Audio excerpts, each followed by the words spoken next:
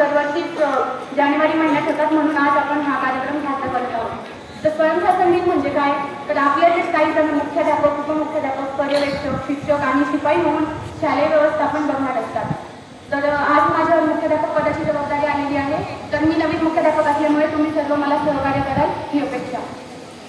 माझे सर्व सहकारी शिक्षक शिक्षिका जेव्हा वर्गावर येतील तेव्हा सर्वांनी त्यांचा आदर करायचा, सर्वांनी त्यांना सहकार्य करायचं. ते जे काही शिकवतात ते शांततेने ऐकायचं आणि एखाद्या शिक्षकांना वर्गावर येण्यास उशीर झाला किंवा शिक्षक आलेच नाही तर मॉनिटरने समोर उभं राहून गोंधळ करणाऱ्यांची नावे घ्यायची आणि शिक्षकांनी सुद्धा वेळेवर वर्गात जायचे. 10वीच्या विद्यार्थ्यांनी इकडे तिकडे लक्ष न देता आपल्या अभ्यासाकडे लक्ष द्या.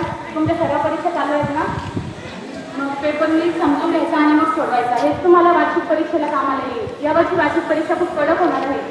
अनेक पथकं परीक्षा केंद्रावर भेट देणार आहेत, त्यामुळे कॉफीची अपेक्षा न ठेवता अभ्यास करा.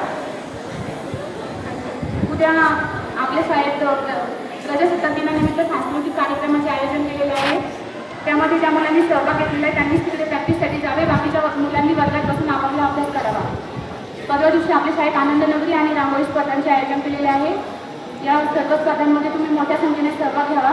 सर्व स्पर्धांसाठी तुम्हाला खूप खूप शुभेच्छा. आणि आजच्या ज्या शिक्षिका आहेत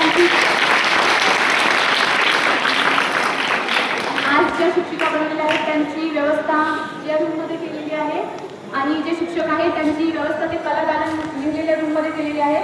तर शिक्षकांनी सुद्धा शिस्तीचं पालन करायचं.